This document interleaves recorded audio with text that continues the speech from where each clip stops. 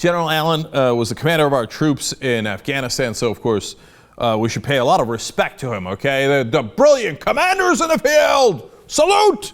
Right? Well, John Allen had an interesting relationship with Jill Kelly. You remember Jill Kelly? She's the one that started all that trouble for General Petraeus because she was doing the drama with Paula Broadwell, who was a mistress for Petraeus. And then people started realizing as they're going through the emails that Jill Kelly might be the mistress for John Allen. Now, I'm not saying she is. There was no evidence that directly linked to a sexual relationship. There was evidence that they were talking a lot. They were communicating a lot, a tremendous amount. Now, do older men communicate with younger women? And Jill Kelly was attractive. A significant amount without any romantic relationship? Sometimes.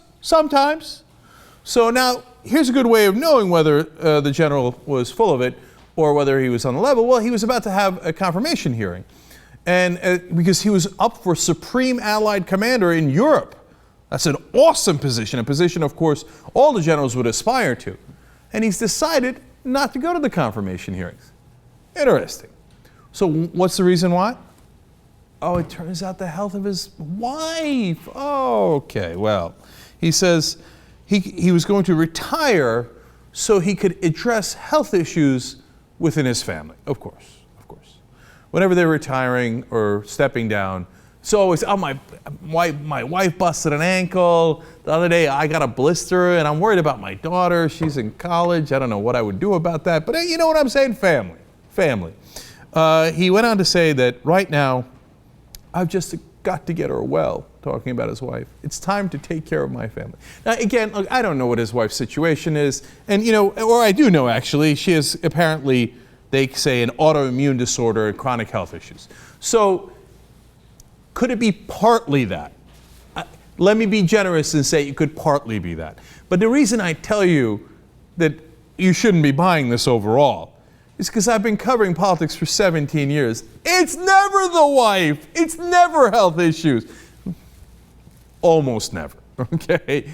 And so anytime anybody's got to step down, nobody ever steps up and goes, well, you got me, man. I got a mistress. If I go to those confirmation hearings, I'm going to get hammered.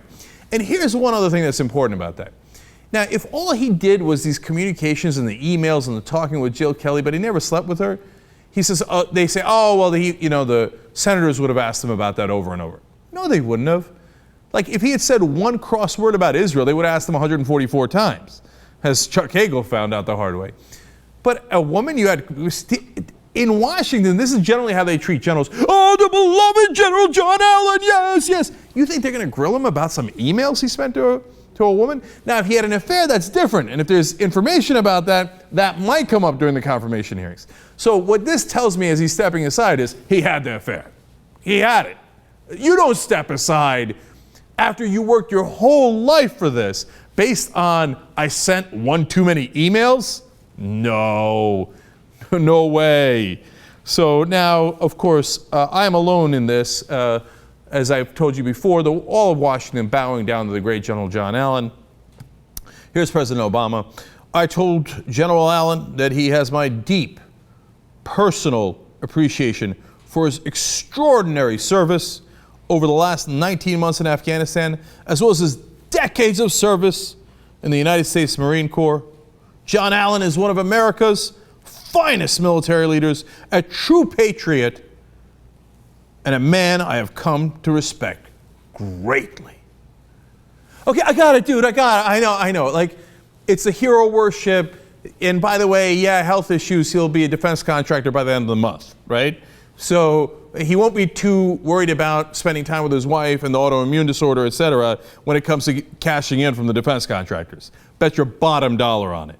You think he's just going to stay retired? You think he's not going to cash in from the defense industry? You're crazy. But in Washington, you're not allowed to say any of those things. If we have one of our, revered generals, you bow down and say, the great, the beloved General John Allen. He's not alone, of course. Here comes Defense Secretary Leon Panetta. He says he is one of the United States military's most outstanding battlefield leaders. Really? Like, we had World War II, we had World War I, we had I don't know if you know this, we've had a lot of wars in the United States. And the guy who shepherded the kind of the last couple of years of Afghanistan as we muddled along was one of our greatest battlefield leaders? Okay. And then finally he says, his leadership over the last 19 months will long be remembered as pivotal to this campaign. No, it won't. This is what people remember about Afghanistan. Boy, we stayed there way too long. And what have we accomplished in the last 8 years? Not much, right? No, who's going to say, like, remember when General John Allen kind of kept things as they were for a couple of years, then we left? No. Nobody's going to say that. Nobody's going to remember that. If he had gone to the confirmation hearings, the one thing we would have remembered about General John Allen was his mistress. Keeping it real.